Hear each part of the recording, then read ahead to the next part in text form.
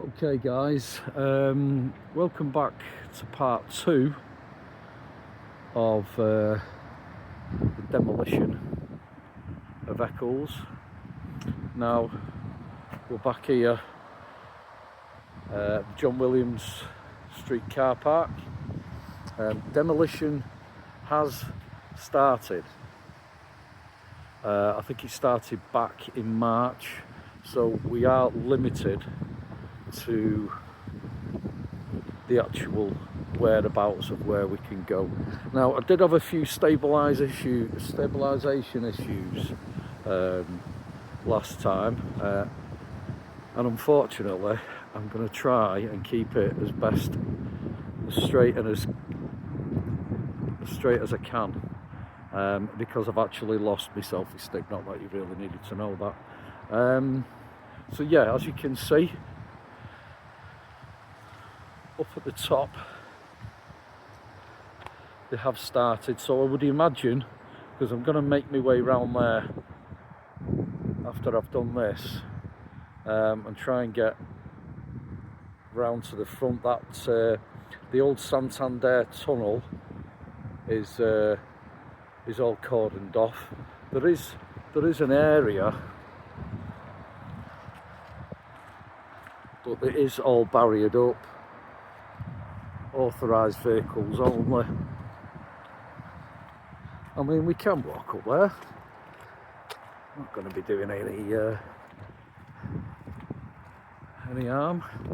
But yeah, if you remember in part 1 of the video, obviously those steps there, which were iconic to me. They were very, very memorable, because I walked up and down them steps with my dad back in the late 70s when he was heading off to Eccles Library and the NatWest Bank over in the middle of the square.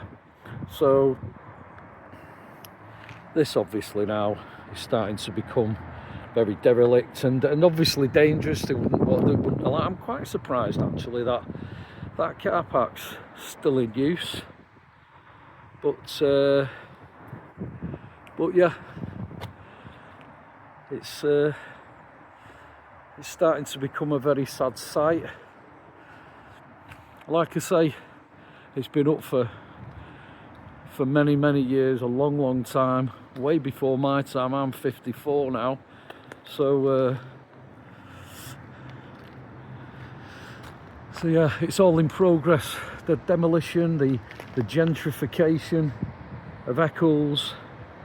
I have been reading in the local media, on the local newspapers, people's reaction to this, and it is quite upsetting to read, because there doesn't seem to be. I mean, you guys would probably know a lot more than I do, but they don't exactly know what the plan is. They're definitely, obviously, and definitely demolishing the multi-storey car park. There's going to be obviously a selection of shops, which I would imagine is further down here. No pedestrian access, it says. So I'm not going to do anything I shouldn't be doing, but we don't actually know how it's going to pan out and what's actually going to be, what is actually going to be going on, and what they're actually going to do. Now, you've obviously got places like Monton, and you've got Salford Quays, and of course we've got the big Trafford Centre, and local communities now are being broken up. You know, every community, Eccles especially, has had a thriving community over many years with market halls and local shops, supporting local businesses and local traders. But when that's taken away, you know, customers, clients, they tend to go everywhere else. And councils, they know this. They know what they're doing. When they've got an idea, that, and it wants to be put in place. That's what they do. Now, I'm not going to get into the politics, because there's a lot more of you guys know the politics and the history of Eccles, but it just upsets me. That's why I'm doing these. In part one, we did a more detailed look, and obviously I wanted to come back and capture the second part, which is obviously well underway now. But it does upset me because it's one of those places, you know. I'm a Salford lad, an Eccles lad. I was brought up in Eccles, near Robert Street. We've got where the Star Pub was, all around that area, and this was my place to go. This is where I had a girlfriend, my first girlfriend. We used to walk through here, you know. And nowadays, all we've got, there just seems to be more and more fast food places taking over small community businesses, like, you know, areas like this. And obviously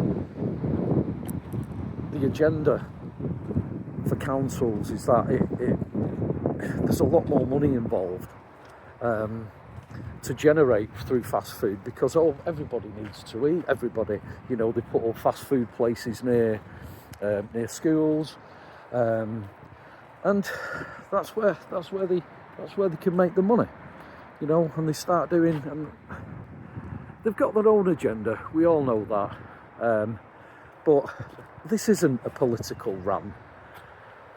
It really, let me just get a picture of that there. That's quite.